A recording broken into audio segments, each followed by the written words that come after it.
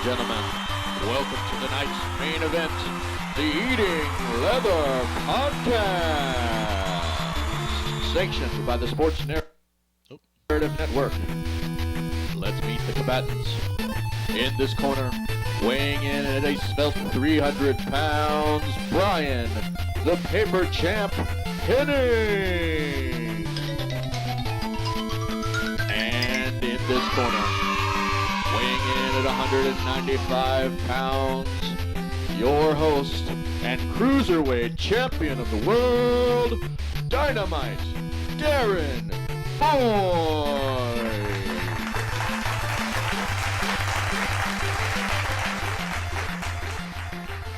Welcome to the Eating Leather Podcast. I'm your humble host, Dynamite Darren Boyd, joined by a special guest. Unfortunately, Brian cannot be here today, but we'll get him on next time.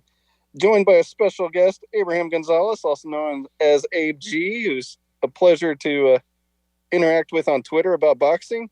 And we've got our esteemed producer, Mr. Sports Narrative, Jeff Bowers. Well, gentlemen, we're bringing a special show today. It's the Canelo versus Plant fight, which always brings a lot of excitement in boxing. I can never get my USA Tuesday Night Fight hats to ever fit right, but that's beside the point. Abe, how you doing? Thanks for joining us, sir.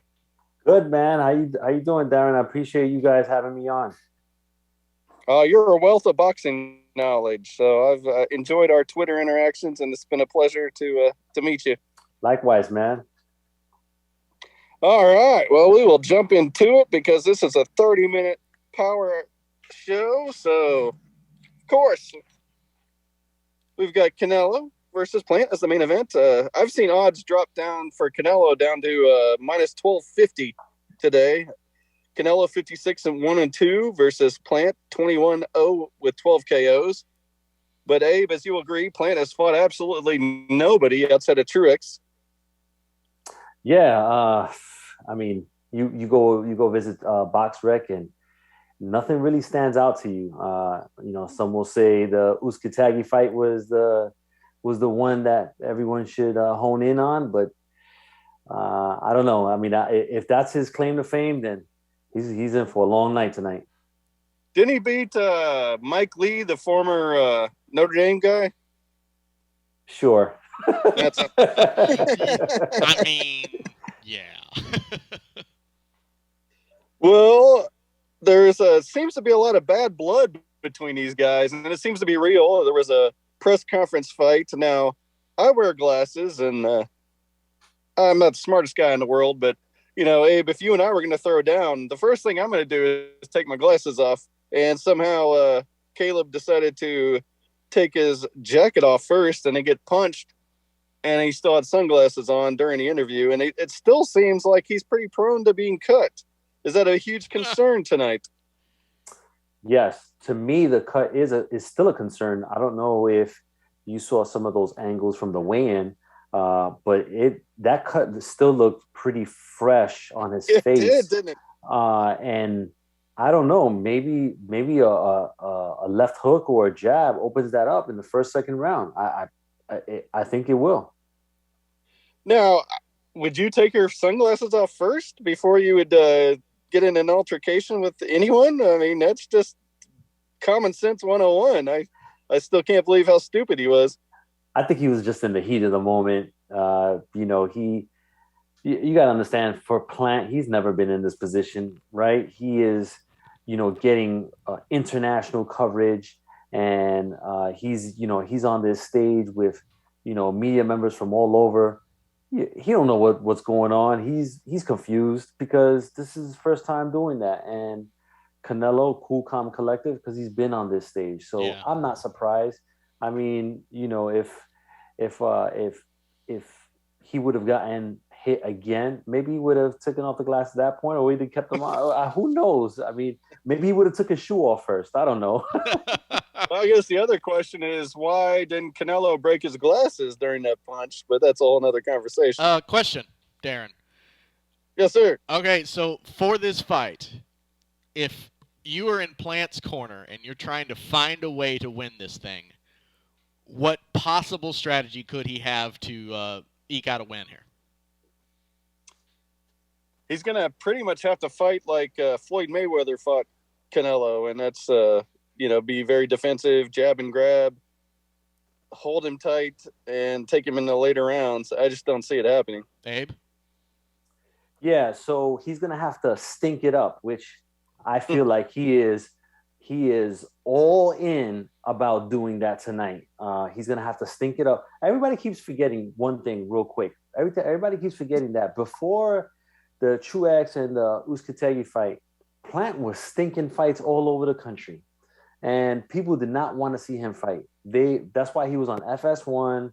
Nobody wanted to see him fight. He got these 2 fights. Okay, they got some name. He got a belt. Now he's supposed to all of a sudden be this, big power puncher or phenomenal boxer. I'm not buying it. He's gonna try to stink it up. He's gonna try to, stick and move, use his feet, his athleticism to try to get out of there, move around the ring a lot, try to frustrate Canelo, and hope that maybe on the 1-2-3 punch combination, that he can land something and maybe hurt Canelo. But I don't see that happening. Yeah, I would agree with that. I think while there are some fights where you can see, like we saw with like Usyk, where you can kind of see that surprise upset from a weird style, I think this one is not one that's going to lend itself to the surprise too much. And unfortunately, this whole card tonight is pretty weak, right? Oh, yeah. Oh no. Get into that in just a second. Yeah. Okay. Well, with 56 pro fights, Canelo's seen everything, and I wish he would have fought Floyd Mayweather a couple years after that had happened. That would have been a whole different fight altogether. But he always said he learned a lot from it, and obviously he's pound for pound right up there, if not the best. Go ahead, Abe. I cut you off. I'm sorry. Yeah, no, that's fine. I mean, you're right. I think Canelo.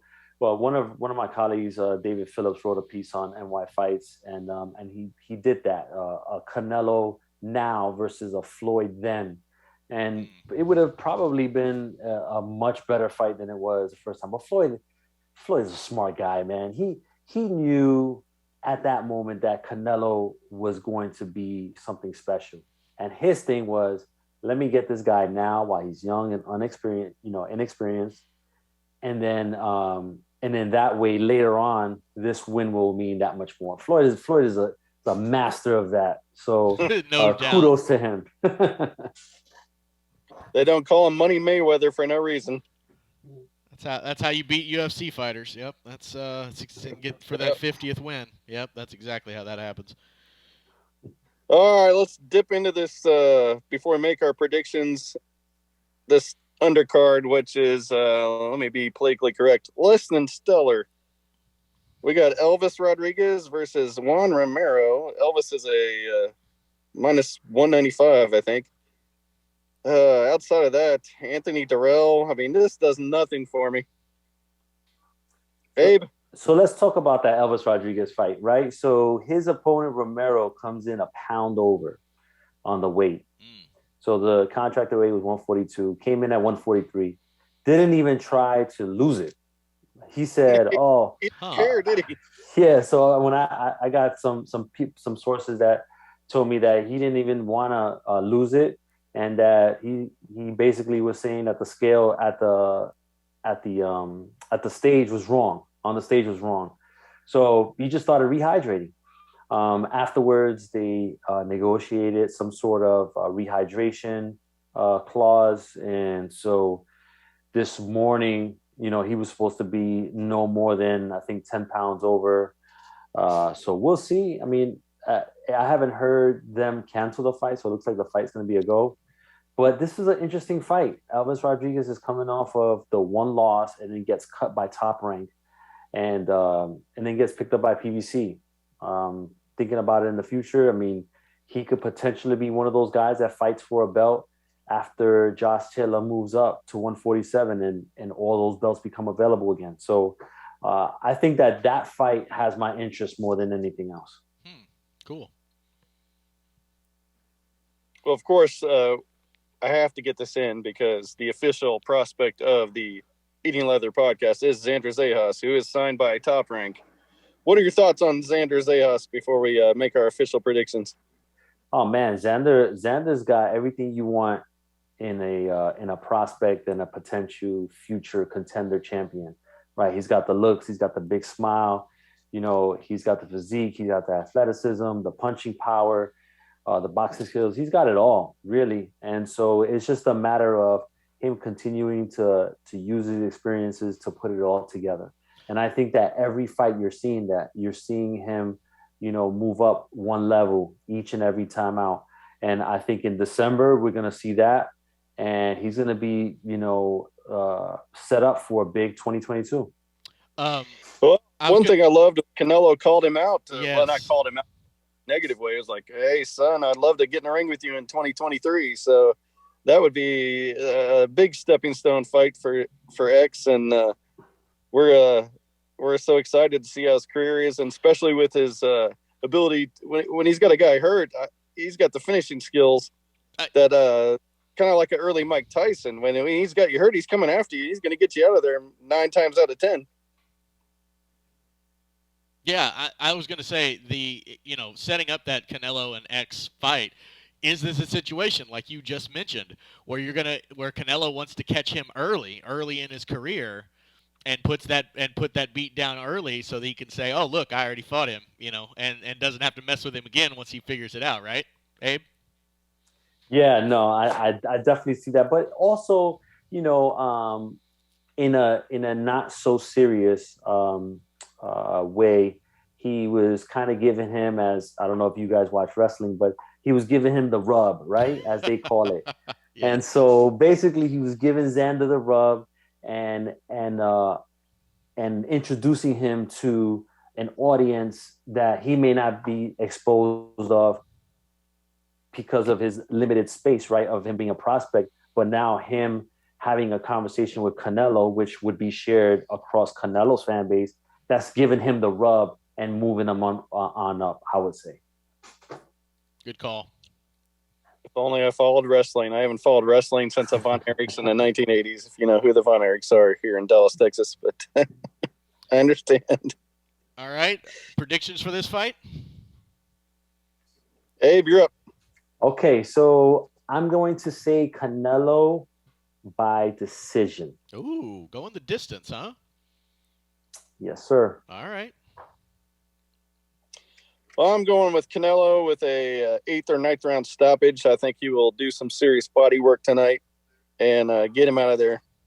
But I could easily agree with Abe and see it as a very one-sided decision. All right. We going to have any knockdowns in this fight, or is this one that's going to just be 2 guys hanging in there? Or could it be stopped by a cut, as you guys mentioned off the top? Yeah, I think this definitely has the potential of being a late stoppage by cut, or a TKO that was initiated from a cut that leads into a TKO and the ref stopping it. Definitely can see that happening, late. But I think that Plant is he has enough skills to drag this to 12 rounds. He'll run around, he'll hold, he'll do whatever he needs to do to get to that 12th round. There you go. Isn't that a song, I'm a Survivor, by someone help me? Yes. Beyonce? Beyonce, I'm gonna yes. Get Child or something, but yes. Yeah. Very good. That's definitely Plant right there, and I just destroyed this podcast with a Destiny's Child reference. Very nice. All right. What else we got? Podcast. Got some future news coming up? The Chocolatito Estrada 3 fight, that's gonna happen. It's just not gonna happen towards the end of the year. It's probably gonna be January-ish time frame. So there, Chocolatito has landed in Indio, and for everybody that knows, once he gets there, it's usually a 60 to 90-day clock. And he doesn't, cut that short for anybody. Nice. He is the king. So I think that we definitely see that late January, maybe even early February. But the real question, and I'll pose this to you guys, I'm going to ask you guys a question.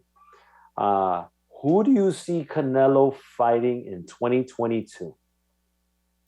Well, he says he wants to fight 4 times. That's pretty impressive in today's standards. So let's see. Could he? And Darren, What? to set this up, could he Okay. fluctuate some weight classes as he's done before, and maybe jump up and down, and maybe try to line up somebody, anywhere from Bud Crawford to kind of up and down the spectrum there. Yeah, he's done catch weights before. Abe put me on the spot here. That's I don't know who's next on the agenda. Abe, what do you think? I'm going to throw it back to you.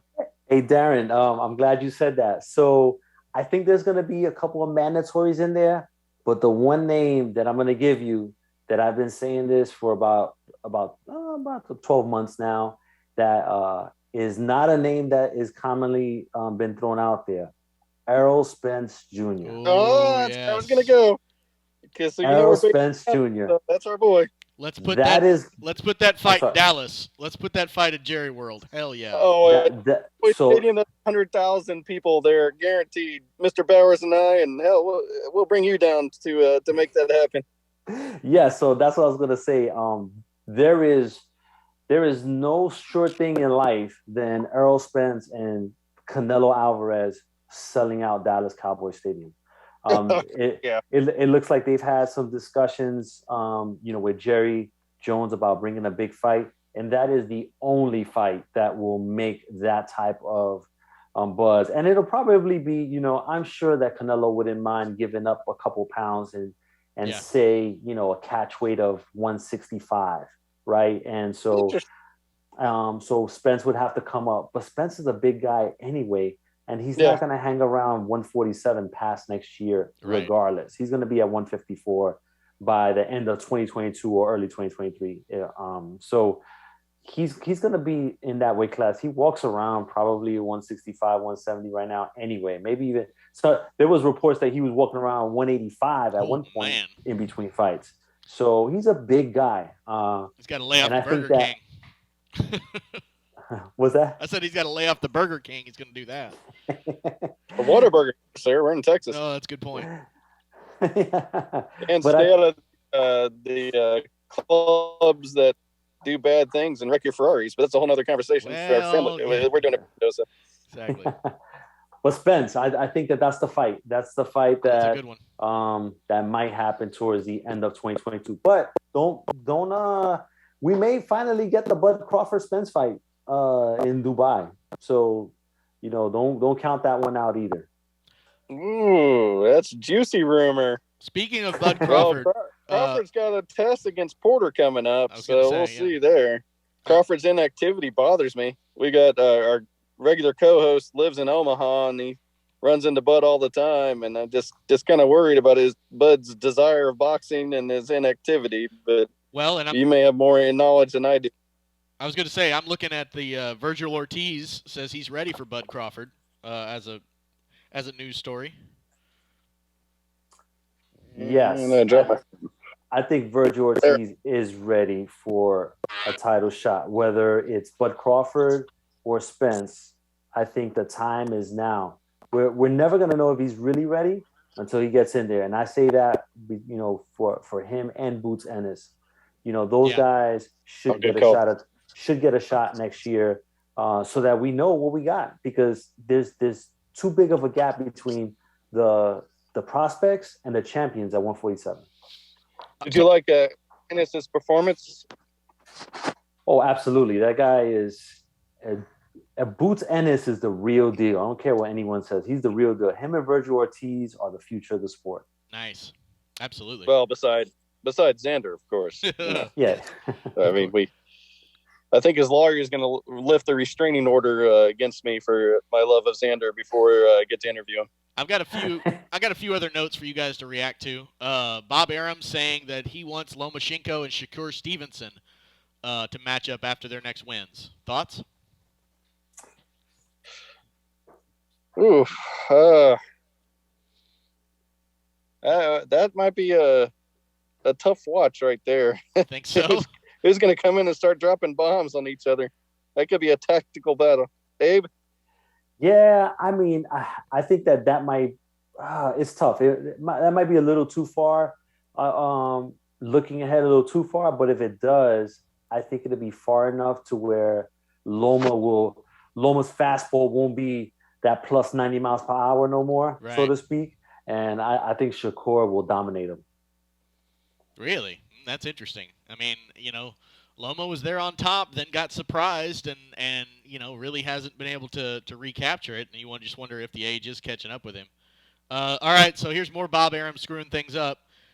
He wants Anthony Joshua to step aside for the mandatory rematch so Usyk can fight Tyson Fury. Thoughts? I think Joshua has way too much pride to step aside. He realized that, he didn't prepare accordingly. I think he's going to switch trainers soon if he hasn't already again. And he wants to go to war with Usyk, but that would be fine. Fury Usyk would be a good fight. Abe? I think that Joshua should do that, and they need to give him 20 million reasons why he should. And if they do that, I think he takes it. Cut that check, Bob Arum. Yes. Hell yeah, that's what I'm talking about. Well, Bob Arum will pay anyone unless your name is Terrence Crawford. Boy, that shots fired. Like that. No doubt. Abe will get that reference. I got another one. Teofimo Lopez facing Gervonta Davis on November 27th. Abe, this excites me. Thoughts? That would be a great fight. I just don't know if they're going to do it. Gervonta's fighting Isaac Cruz now. Rolly Romero did an interview in Fight Hub, said that Isaac Cruz was the guy he was going to fight all along anyway before the WBA made Romero the mandatory. So he's, Romero, if he gets clear with everything, he's probably going to fight Tank in May, April-May timeframe. And then will he fight Teofimo? I mean, I guess if Teofimo, gets a big fight outside after Cambosa's and he can build that up, right now they'll feel like they'll be doing Teofimo more of a favor than anything. Let's not really kid ourselves. Like Gervonta Tank Davis is a star, whether people want to accept that or not. And he's got a significant place in pop culture right now to where he's putting butts in seats, and he can fight against nobodies, and people will watch it. Yeah. And Mayweather is saying, well, if he can do that, why am I going to spend all this extra money and split money when I can keep all the money and still ride this wave? And I think that he's going to continue to do that until the people kind of get frustrated and want to enforce him to fight a mega fight, or wait around for Ryan Garcia and fill up the Raiders Stadium in Vegas and do a gazillion million buys. Just keep getting paid. Did you like Canelo calling out Ryan Garcia in a positive way of like, hey, brother, get your butt in the almost cussed. Oh, it's a family show. Get your butt in the gym, start putting in the work. I mean, I understand he's got mental health issues or whatnot, but I thought that was pretty telling from Canelo. And they like each other. Yeah, no, you're right. I think he's gotta get back into the zone, man. I don't know what he's got. You never know. Fighters are humans, right? And so they go through stuff just like anybody else. And he could probably be going through some personal issues that are getting the best of him. And who hasn't had personal issues in their life? Every day at some point, right? And so, when you're 20, 23, 24 years old and you're successful, there's no handbook that tells you how to handle that. So, I mean, I'm not defending him, but at the same time, success, is a real thing, and not everyone's ready for it when it happens. All right, before we end the show, I got to pick your brain real quick. Wait. Do you have any up and coming? Wait. I cut you off. I got more news because as your intrepid producer, I have answered the question he asked earlier about Canelo's next fights. So Canelo's promoter Eddie Hearn says he wants him to fight John Ryder in England as a super middleweight mandatory fight. That's an easy payday. Yep. But a guy who was at the Sunglasses Punch weigh-in was Charlo Jamal. What do we think about Jamal at 168? And he wants to fight. He wants to fight Canelo in Mexico at his house. Everybody wants that payday. I don't think it ends well. Abe? I don't think that fight happens, at least not right now. But if it does, I'd be interested in seeing it. I think it would be really, oh man, I would love to see it. But I just don't see it happening. Interesting. For sure. All right, Darren. Now you can do what you want. All right, Abe, I got to ask, because every guest I bring on, do you have a favorite up-and-coming heavyweight contender that the public can be excited about? Oh, man. I think that everybody knows by now, Jared Big Baby Anderson. No, that's whatever. You agree with Al Bernstein. Good call. He is the guy. He is, man, I see flashes in him, and they're slowly bringing him up, which is the right thing to do. I think that when the era of Joshua, Wilder, and Fury ends in the next 2 to 3 years, he's going to be the one, after the dust settles, that's going to earn those championships and take the heavyweight flag to the future. Does he have the star power to carry that flag? Does he have the what? Like the star power, like the gravitas, you know, the you know, where you can come in wearing a full bodysuit of armor, or you know, or get carried on a throne. Like, does he have that bit yet? I don't think he has it yet. He does have that innocent face that will gain the attention of the public and you know, and buy into him.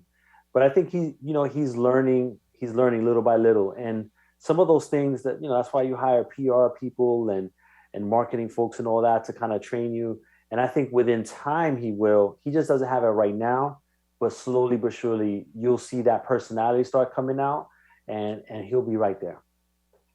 Love it. I agree 100%. He is the future, no doubt. He's got all the skill sets you need. All right, what else you got, Darren? Well, Abe, do you have anything else? No, I just want to say thank you to you guys for having me on your show. It's, you know, I've had a great time. I would love to come back whenever you want to have me, and wish you guys the best of luck in the future with your show. Thanks, brother. Yeah, we'll definitely get you back on. Brother. You brought the A game, sir. I'm proud of you. Oh, and you have a podcast as well? I don't have a podcast. Oh, you can be ours. You can be on ours. It's fine. What was that? I said you can be on ours all the time. It's fine. You have one now. Yeah, I don't have one. I was considering maybe doing something next year, but we'll see how that goes. But you can find my articles on nyfights.com and check me out there, where I have, you know, interviews and rumor around the curve type articles in there, and see what I got cooking. Sounds great, man. All right, Darren, take us home. Well, gentlemen, thanks for both of you joining on, and hopefully we'll have a good, at least an entertaining Canelo Plant fight tonight. And to everyone else, enjoy that UFC fight. We don't really talk UFC because I'm ignorant on UFC, but there's a lot of good martial arts and boxing tonight. So enjoy, and appreciate you both, and we will talk soon. Thanks for listening to the Sports Narrative Eating Leather podcast. Thanks, Darren. Great job.